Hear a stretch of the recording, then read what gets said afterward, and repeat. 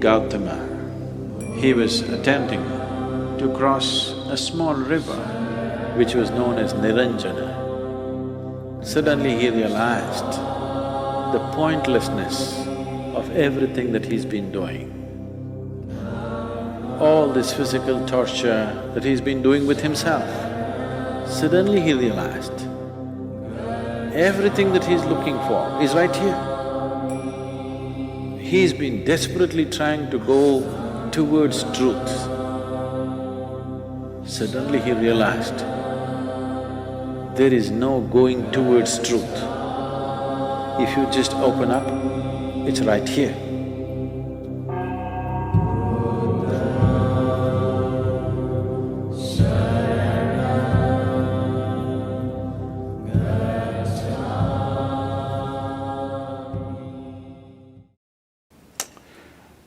May 10th is a special Purnami or a special full moon day because it's called Buddha Purnami. This is the day Gautama the Buddha got enlightened. You know this? This year it's on 10th of May. This full moon day is the day Gautama the Buddha got enlightened. There are many aspects to his life. The most important aspect is that he is a Buddha. That's not his name. His name is Gautama Siddhartha, but he is a Buddha. Buddha means he transcended his intellect. Bhu means buddhi, dha means dada. Buddhi means the intellect, dada means one who is above. One who is above his intellect is a Buddha. One who is in his intellect is a non-stop suffering human being. Something happens, they suffer, nothing happens, they suffer, whichever way. That is, if you're below the mind, we call them Buddhu. You're missing the point. If you're above the mind, you're a Buddha. If you're below the mind, you're a Buddhu. If you're in the mind, you're non-stop suffering. So how did he become this? He tried many things in his life. He was a prince of a small princely state. Because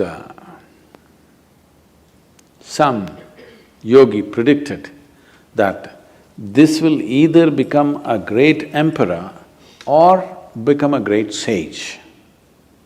When he made this prediction, the father got little excited. He did not want him to become a great sage, he wanted to become a great emperor. So he decided he will not expose him to… because he thought by being exposed to some suffering or misery, he may turn into a sage. So he kept him in utter pleasure, the best of food, best of clothes, best of pleasures, everything. When he was 19 years of age, he got him married to a very pretty young woman, kept him in a palace secluded from the rest of the society where he lives in pleasure, never exposed to any kind of suffering. One day he thought he will just take a drive through the town. He asked his charioteer to take him across. So he was going, and then he saw a man who was old, was going like this. So he had never seen an old man in his life. His father had protected him from all this. He said, what happened to him? So the charioteer, oh, he's just an old man. How does it happen? He asked. He said, everybody gets old someday. He looked at himself, he was a nice youth. What, me also? He said, yes, everybody gets old. They live long enough, they get old. This was a realization for him, I will become like this.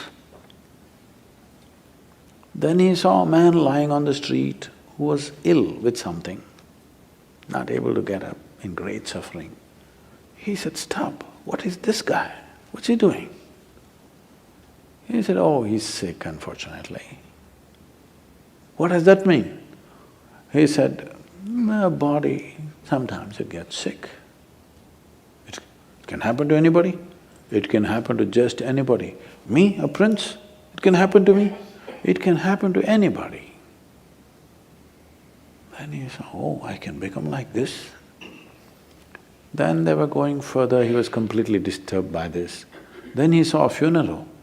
They were carrying a dead body of a man. What happened to that guy? Oh, he just died. That's all. What does that mean? That happens to everybody without exception.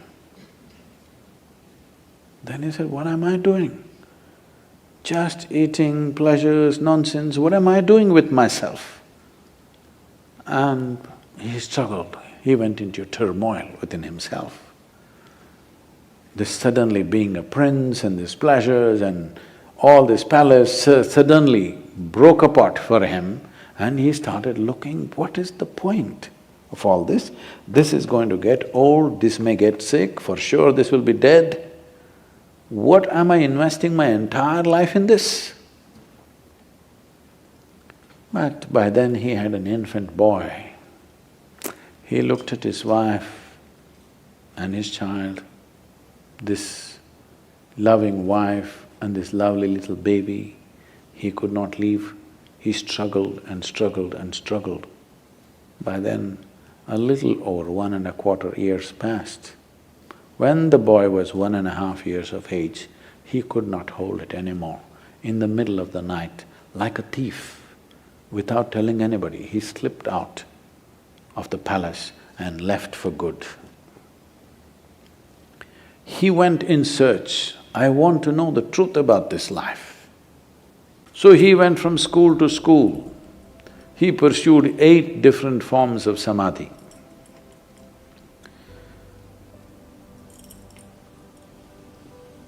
We're talking about samadhi, okay.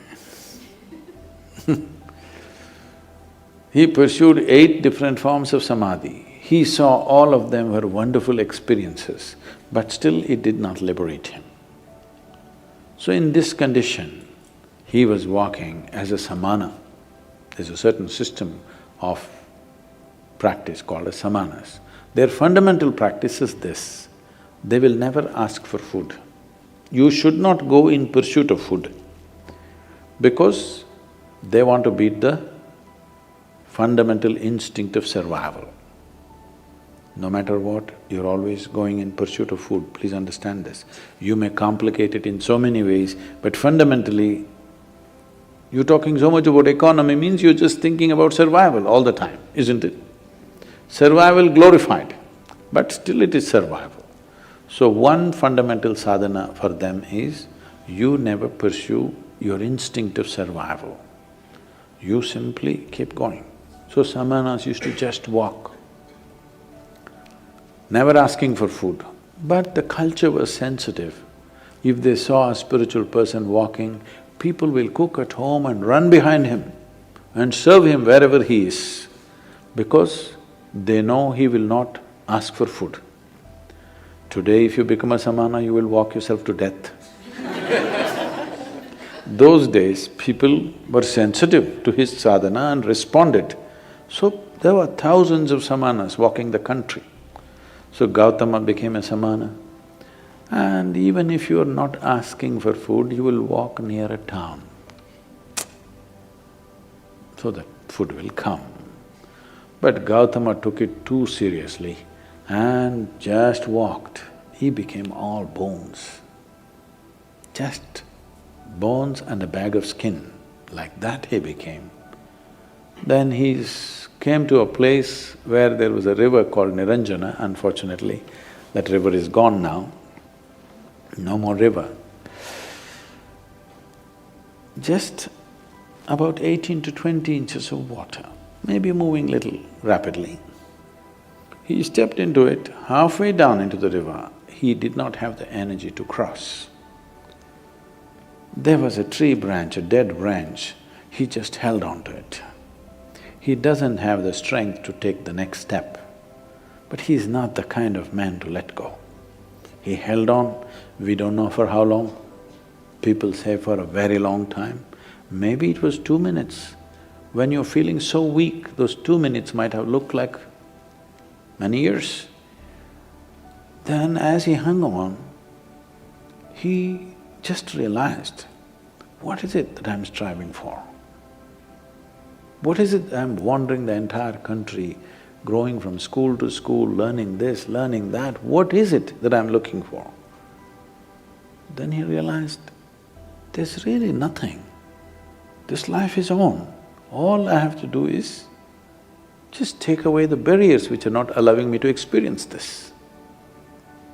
When he realized that everything is within him, there's nowhere to search, suddenly he had the energy to take the next step and the next step. He crossed the river, came and sat down under that now very famous Bodhi tree, which has become more famous than the Buddha himself.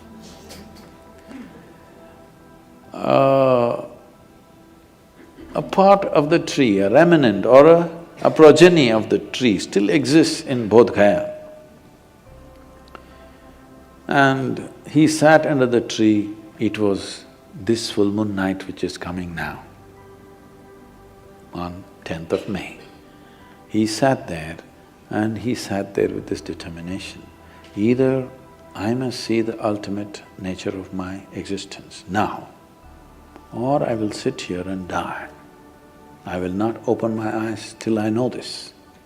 Once he made that resolve, because the only problem is there is no resolve. Every 2 minutes, your intentions are changing. If you are totally on, to know what is within you, how long should it take? It should happen in a moment, isn't it?